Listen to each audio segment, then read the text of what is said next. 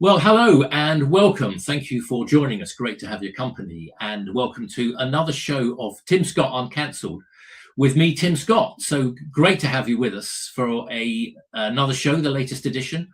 Whoever you are, wherever you're watching from, or however you're watching. And talking of however you're watching, one of the places you can find us is on YouTube.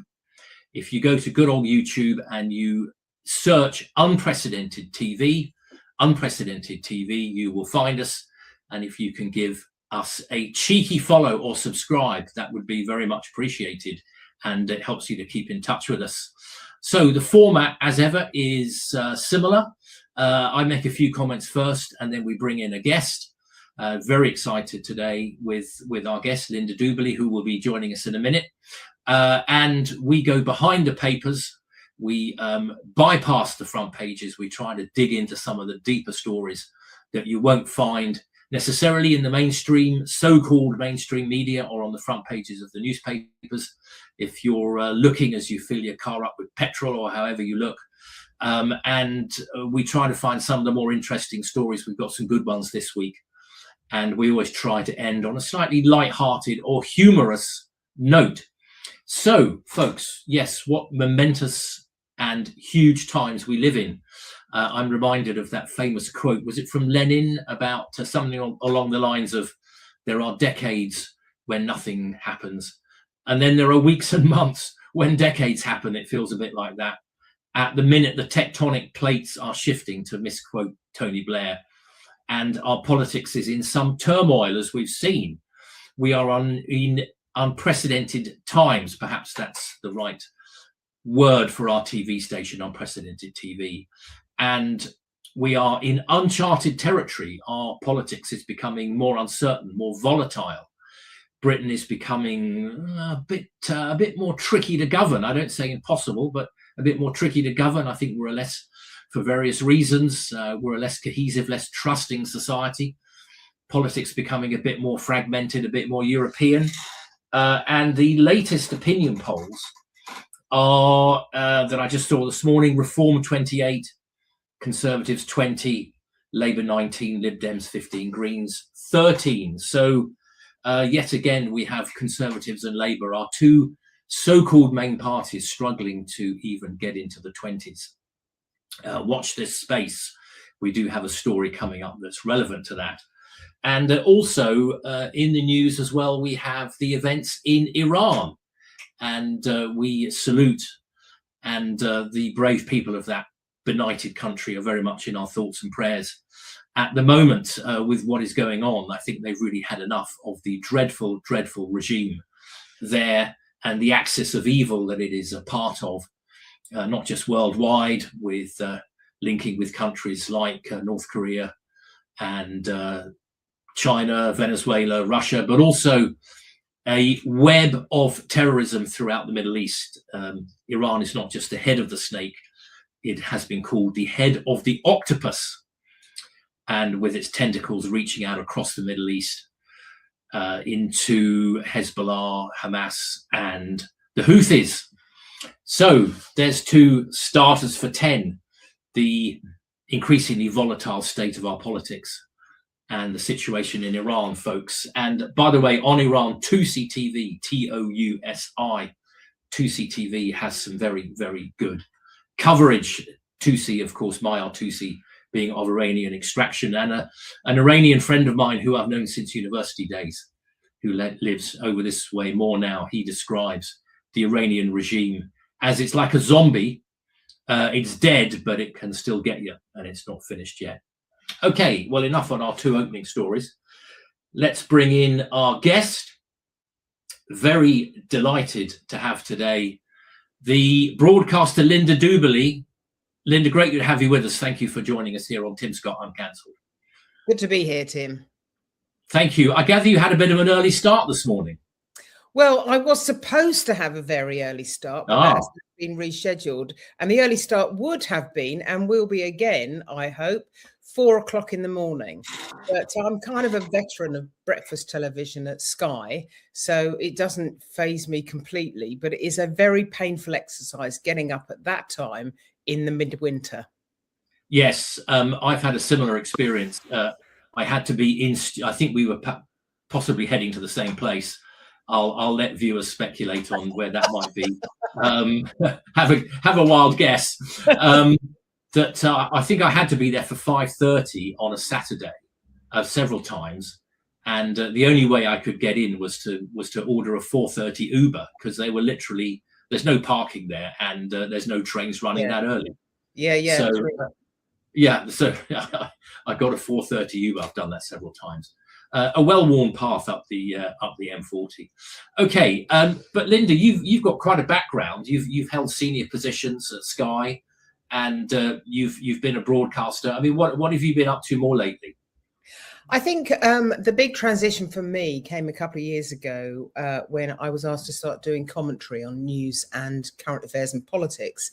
And for me, that was quite a big departure, because you're always trained as a journalist to be impartial and fair and well balanced and all the rest of it. When it comes to having a view, you really have a responsibility to crystallize what you pick, what you choose to be your view. You've got a responsibility to underpin it with what you see as the verifiable facts, but you have to come up with really good, clear, strong opinions. So I've done lots of commentary. I've done a fair bit of work for our emergency services in terms of their media awareness training. That's at a strategic level as well as an operational level.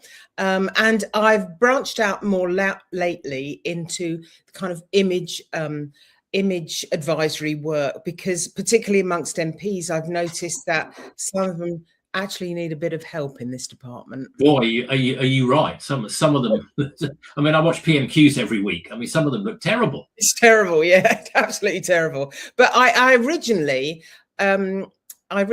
trained as a magazine journalist, actually, at the London College of Fashion. And so I then moved into very conventional training scheme, Thompson Regional Newspapers, trained at the Western Mail, went to Fleet Street, and then into television at Sky, and then became a foreign correspondent. So I always tell people, you know, I'm actually a trained fashion journalist, but I did end up in a ditch in Macedonia. Oh, wow. Okay. Okay. Great experience and background there. Is there anywhere in particular that people can find you? They just Google me, they'll find me. There's plenty. If they Google you, they'll find you. And you're on Twitter X, aren't you? Yes. Yeah. Okay. So just the name's there if anybody wants to talk further. I know Linda is quite well regarded in the area of what she does. Okay. Well, thank you. So great to have Linda with us. So let's crack on, studio, with our first story, which is coming up now. Arctic Patrol. This caught my eye. I should declare an interest here. I was in the army for a bit back in the day. I never quite made it to the Arctic though. I did get to Cyprus a couple of times. Somewhat different weather. I think this is and there's just bottom right. There's this slightly humorous story about the reserves age for call up is being extended to 65. Linda, have you got any thoughts on this story? I mean, I think it's good to see we've got a presence up there, but have you got any thoughts or comments on the wider issue of defence and our national security? Well, the wider issue, perhaps to start with, on the Arctic, it's called Arctic Sentry, our new strategy up there, and I think it's a very, very important one. I think that one of the things that wasn't particularly discussed in this piece here is that what frightens everyone is the melting of the polar ice caps. And that means that the sea lanes, the really important sea lanes, are now exposed. And that leads to lots of geopolitical tensions, but it also leads to problems over access to minerals and trade routes, because, of course, there'll be fierce competition as to who controls those routes. And the people we're really worried about are Russia and China. So make no joke, the High North, as it's called, that particular area of the Arctic is critically important to our security. And we really have to make a plan about how we defend that. So I believe that Yvette Cooper, who was there midweek, is doing the right thing by forming these alliances and by setting this kind of thing up, because we've seen the Russian shadow fleet in the North Sea cutting our cables. We know what the security issues are, and so we need Arctic Sentry. The other two are I think they're called Baltic Sentry, and there's another name for one. I can't remember the third one, but those two are older and they've been effective. And I think Baltic Sentry will be effective as well. We have to get on top of this. It's a crucial area. As we can see, President Trump believes Greenland to be a crucial area. Yes. Yeah, he isn't just thinking I'd like to plaster the stars and stripes all over that land. I mean, there is a reason behind what he's doing. So it's a really critical area. Interestingly, I remember this coming up several months ago on air. And I mentioned that I believe there is a treaty that was signed at the beginning of the 20th century, which gives the UK the first refusal on Greenland. But clearly, President Trump has forgotten that. And at the time, well, get in line, as they say in America.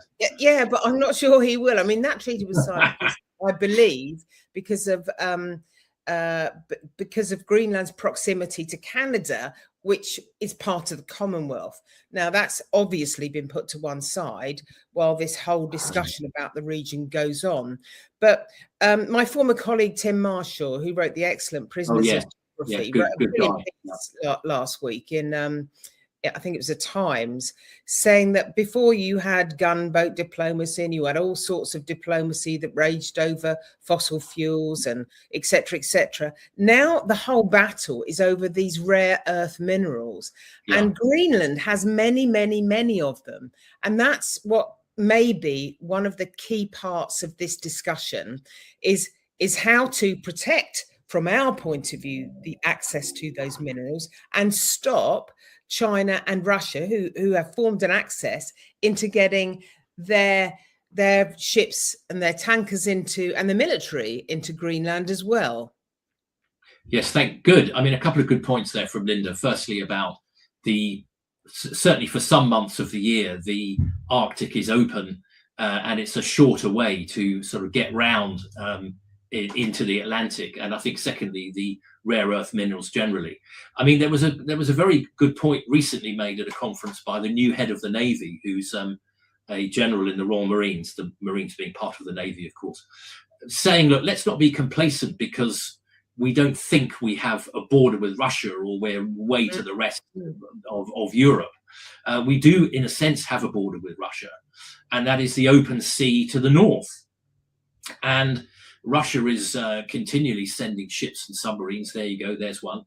And sending aircraft around. So we're quite frequently scrambling jets from RAF Lossiemouth in Scotland. There was a bit of a fiasco recently, which didn't reflect well on our armed or the funding really of our armed services, where a Russian submarine came through the channel as it's entitled to on its way somewhere else.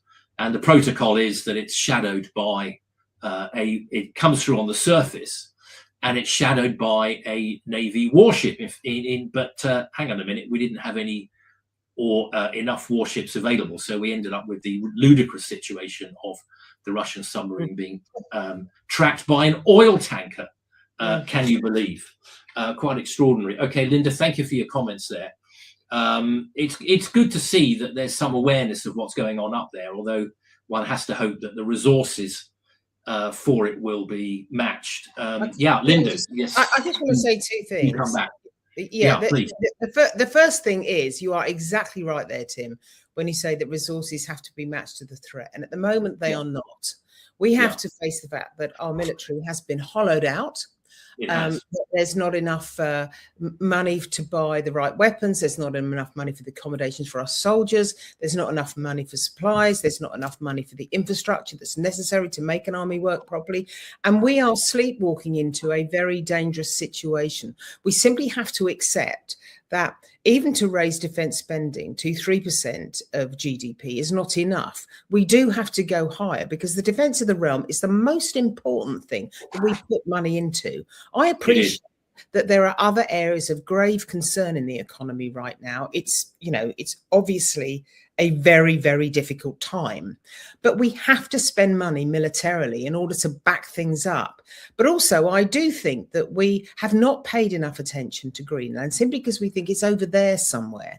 And actually, we've got to get used to the idea that in the modern world, everything is connected to everything else. I often use the expression, when a butterfly beats its wings on one side of the world, sooner or later you feel the vibrations on your side of the world.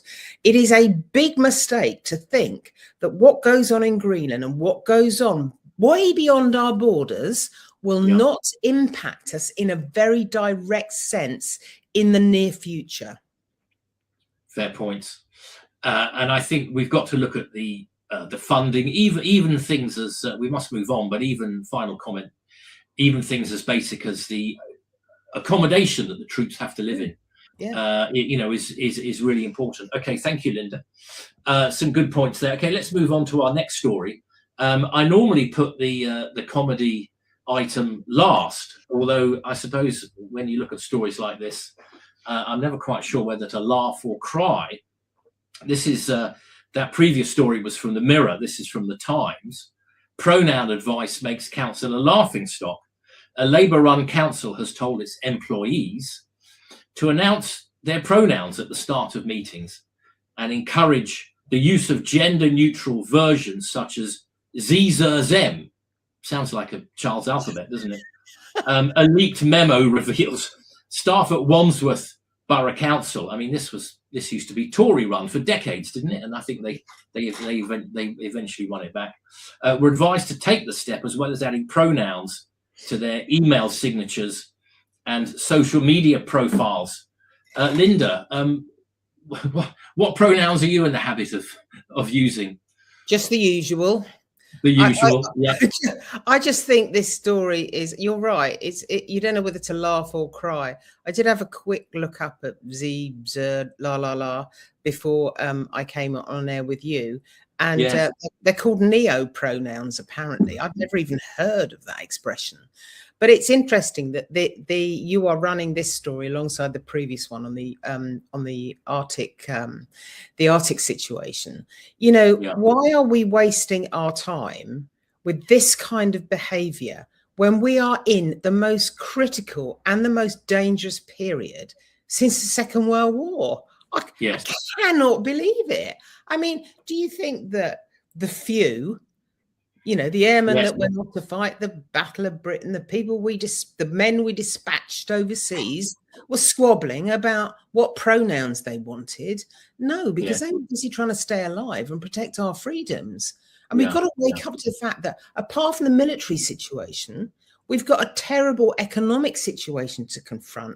We've got really severe problems with a declining birth rate, with an aging population, with a climate, which is affecting the Arctic we've just spoken about. And we're kind of sleepwalking through all of those big stories. Meanwhile, we're becoming obsessed with this kind of minutiae. Yes, and which toilets you can use. It's ridiculous. I mean, we're having toilet wars. Yeah, I just can't believe it. I mean, I try and do my best for my kids who are all adults, and I've got 2 Gen Zs and 1 millennial. So I pay very close attention to what they think and what they say. And I'm very respectful that they don't use anything other than normal pronouns. But many of their friends do use. I haven't heard one use a neo pronoun, but I will pay respect to that generation, even though I don't use that kind of stuff myself. But to hear a council, a local authority behaving this way when they have way bigger problems to be dealing with is astonishing. Yeah, what are we spending public money on? Exactly. It does worry you, and it fits in with our previous story. It's all about finding the right money for the right priorities. Yeah, this is Wandsworth Council, of course, Tory run for many years. I think they won it in the 80s and ran it for decades and decades. It had a good reputation as a well-run Tory council provided with low council tax. There was always that famous picture of the road where the houses on one side were Wandsworth and the other side, was it Labour-run Lambeth, I think? And, one side was paying double the council tax of the other or something like that. And they weren't getting much greater public services, if at all. And of course, Labour won it back recently, thanks to the collapse in the Conservative votes. Yes. So this kind of story does make you wonder where we're going and what we can look forward to in the future. Thanks, Linda. Our next story, if we could have that up, studio, is this is from The Guardian. Now, it's about Eva Vladingerbroek from Holland. Now, just forget for a minute whether you've heard of her or not. It's more about the principle here, which I find a bit of a worrying one. Whether you've heard of her or not, whether you agree with her politics or not. I mean, trust The Guardian to call her a far-right influencer. I think they seem to think half of us now are far right. It's entered into the lexicon almost as a bit of a joke now. So this is, yes, far right influencer loses right to visa-free travel to the UK. A Dutch anti-immigration influencer who has promoted conspiracy theories such as the Great Replacement appears to have had her authorization for visa-free travel to the UK revoked. Eva Vladingerbroek posted an image online of what appeared to be a notification from the British government that her UK electronic travel authorization, ETA, had been cancelled. Quote, "Your presence in the UK is not considered to be for the public good." Now, I don't hold any particular brief for Eva Vladingerbroek, and her politics is not one I would entirely subscribe to. But I think there's some worrying precedents here, Linda, about that are sort of linked to the nature of our government and free speech and all that sort of good stuff. Yeah, I think so. I mean, look, I was reading about this woman earlier in this week, and I don't know whether they've actually not given her a visa or definitely banned her, but there are moves afoot to ban her and deny her a visa. And even though I don't agree with her at all, I think it's ridiculous not to allow her to travel to this country, not to give her a visa. It's ridiculous. When at the same time, you've got Alaa Abri El Fattah, the Egyptian, who's not just allowed into this country. This is someone who says he hates Israelis, wants to kill Israelis, wants to kill the police, hates all sorts of things about this country. Not only have we let him in, he has now been given citizenship. And now there's a row going on about who denies him citizenship first, because the Egyptians are threatening to remove his citizenship. And if they do that, he has to remain a British citizen under international law. So we've got that whole row going along in parallel to this woman who, although I know she appeared at the Tommy Robinson rally last year, which, I'm not a particular fan of his either. But she appeared at the rally. She said what she had to say. We have the freedom of speech in this country. There were no demonstrations of any note after that. She did not incite any violence. So there's no legal reason to actually take any penalty measures against her. And there's certainly no reason to deny her a visa. Yes. I mean, does it feel to you, Linda, like some of our basic liberties, trial by jury, free speech, all this kind of thing, does it feel to you like there's a bit of a squeeze on them? I think there is a bit of a squeeze. I haven't lost hope yet. I think abolishing trial by jury, no matter what the pressure is on our court system, is a really bad idea. You don't abandon a fundamental right which has existed since days of Magna Carta because the system can't cope with the number of cases coming before it. You solve the system, not remove a fundamental right, in my view. And I think that we are sometimes jeopardizing our freedom of speech. We see there David Lammy, don't we? He's the one behind trying to abolish the jury trials for less serious crimes. But also, I think that we have to protect our freedom of speech. Now, generally speaking, and I did my training, very conventional training as a journalist, in which I did law, public administration, all sorts of things. But in law, you generally speaking, you can say what you want as long as you don't incite violence, incite racial hatred, or defame someone. And as journalists, we all had to learn the laws of defamation, of slander, and of libel, the written and spoken form of defamation. Now, that's quite strong protection. So there's no real reason why some of the tweets I've seen should be pulled down, or people should be getting visits from the police, because they haven't broken any real laws. And we've got to be very, very careful about that type of behaviour from our police force, because basically they shouldn't be involved in that kind of thing. And they're under enough pressure having to deal with shoplifting and street crime and crimes that actually do affect us all. Yes, no, I completely agree.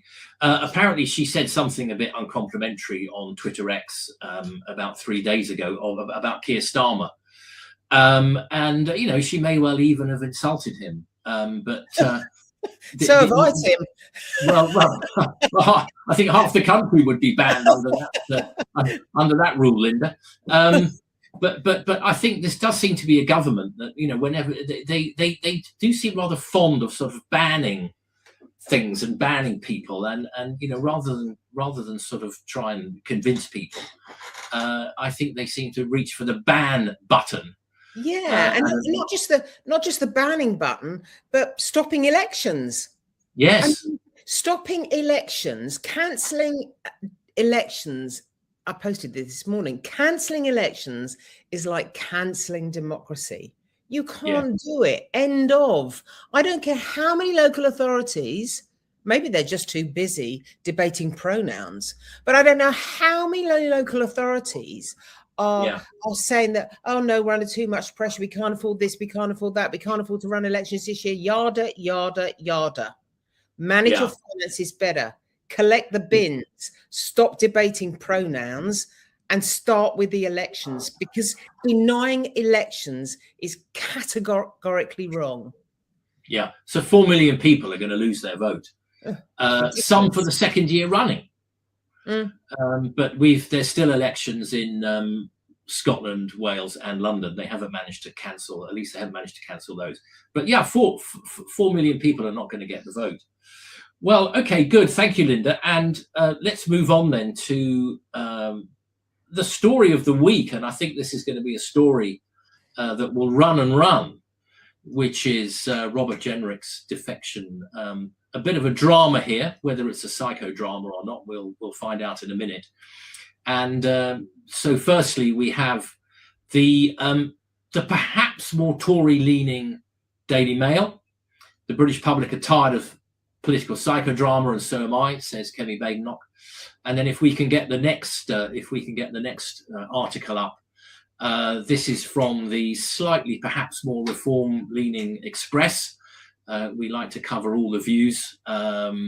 We've had the Mirror and the Guardian so far, so we're not just looking one way politically. With the two main parties failing Britain, Nigel was all too often a lone voice of common sense, quote unquote. Linda, were you gripped by this story the other day? Oh yeah, I was. Yesterday, as soon as it happened, I got the TV on, got the laptop open, I'm looking on my phone, calling contacts. I think it's an extraordinary moment. And what I remember hearing was that Kevin Hollingworth said it wasn't just the resignation.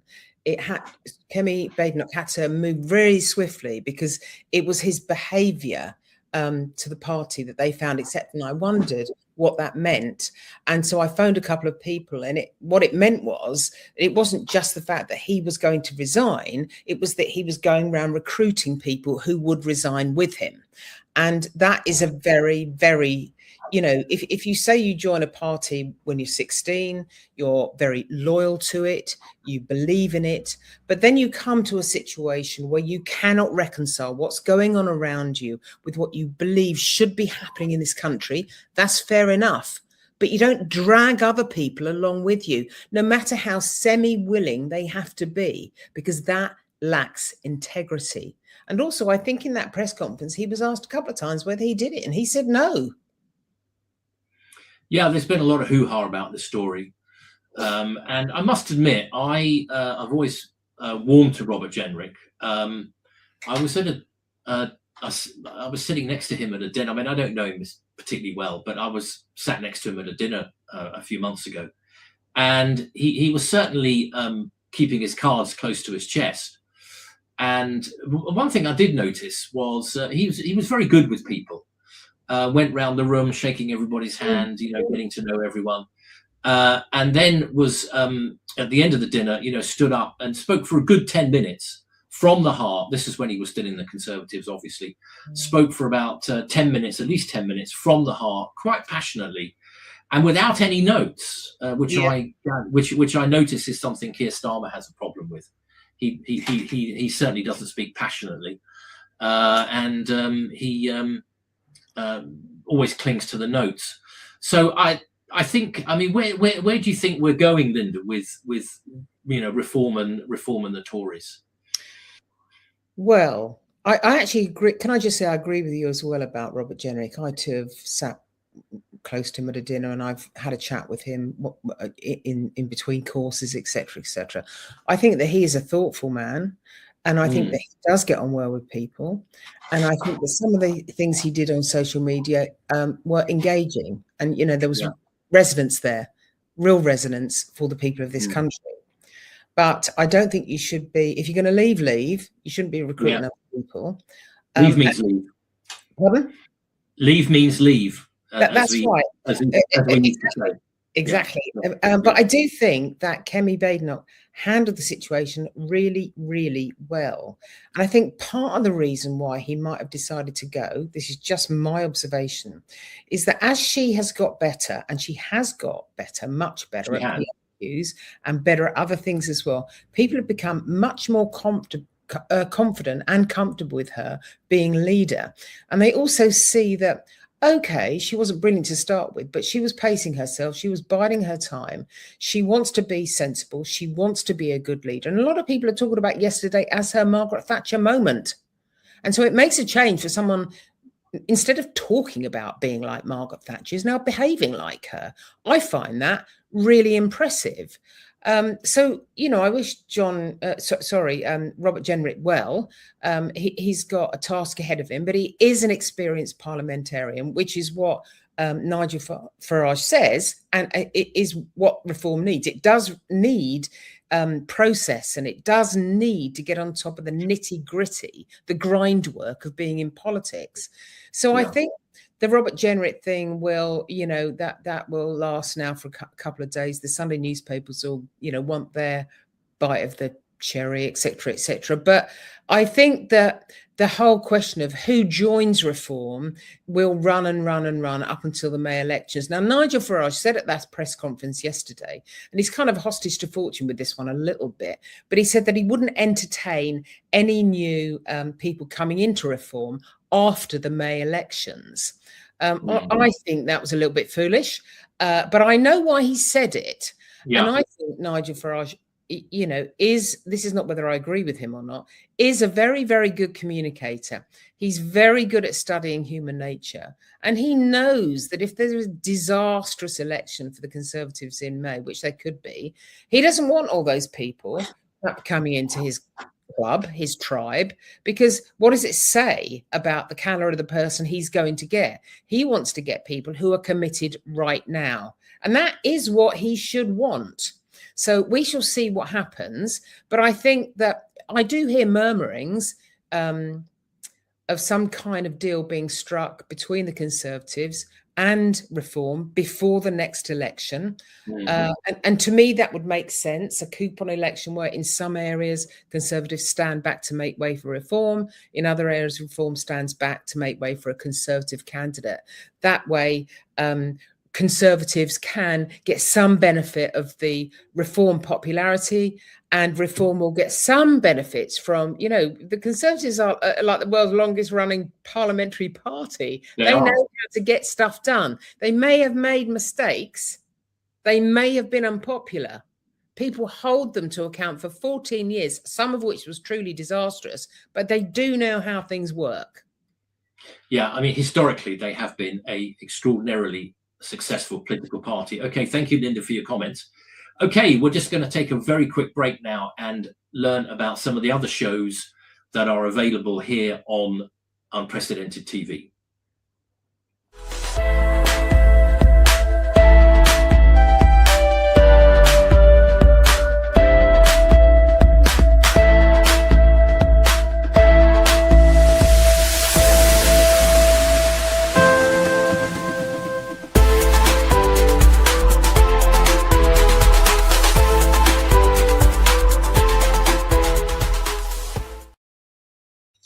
Thank you, studio. Okay, so that's Claire Dyer with Dire Consequences.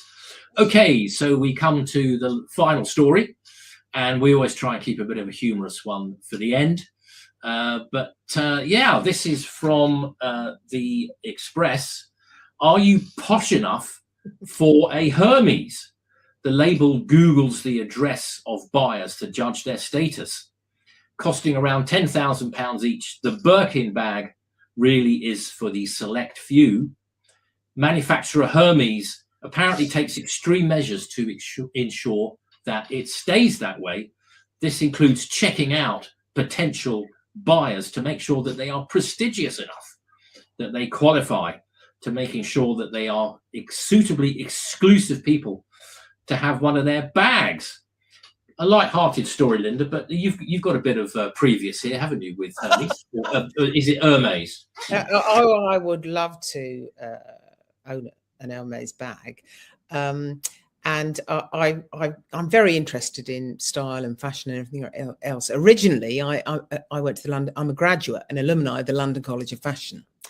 But I was doing magazine journalism. I swapped over into news. I became a hard news reporter and eventually ended up as a foreign correspondent. But I always pay attention to sort of style issues. And Hermes fascinates me on another level because I'm very interested in branding. And Hermes is a very, very famous label. It was saddle maker to the French court hundreds of years ago. It's got an enormous amount of provenance, and it protects its brand very, very carefully. Now, I don't know whether it Googles postcodes of people. I think that's a little bit unreliable, and Hermes are very good at being professional with their brand. But I do know that they won't sell a bag to someone who hasn't got a previous buying history with them. So in order to even get on the waiting list, because you can't just go in and buy one, you'd have to be very lucky to have the exact bag you want lying around on the shelf, especially when they're 15,000 a pop. And that red crocodile one is probably over 30,000-40,000 pounds. You can see it there. Wow. So that they will check you out, and you will have to have bought, silk scarves and beach towels and, the old blanket before you even get a chance to go on the waiting list. Why someone leaves it in a gym? It's beyond me. I mean, that is a very insecure thing to do. Yes. Don't leave it in the locker at your local gym. Now, that's an interesting bit of intelligence there, Linda. Thank you. Yes, with my investment. One thing: these bags are very, very famous. So the sister of the Birkin bag is the Kelly bag, and that is the bag favoured by Princess Grace of Monaco. And that is the bag she carried to cover the fact that she was pregnant with her first child. And I believe it was on the cover of Paris Match.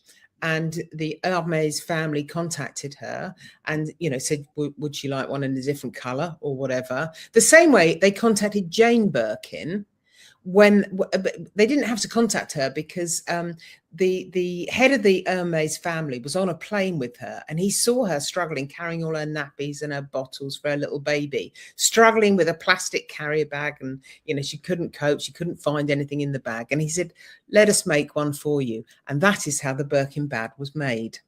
Wow, useful bit of inside information there, Linda. Absolutely fascinating story, this. And so, as ever, we conclude with a slightly light-hearted one here on Tim Scott Uncancelled. Well, we're drawing to the end of the show, folks. A big thank you to broadcaster Linda Duberley. I hope some of her experience has come through there. So thank you for joining us. We'll be back again soon. And it's goodbye from us today. Our thanks to the studio, and thanks for joining us and watching us again on Tim Scott Uncancelled.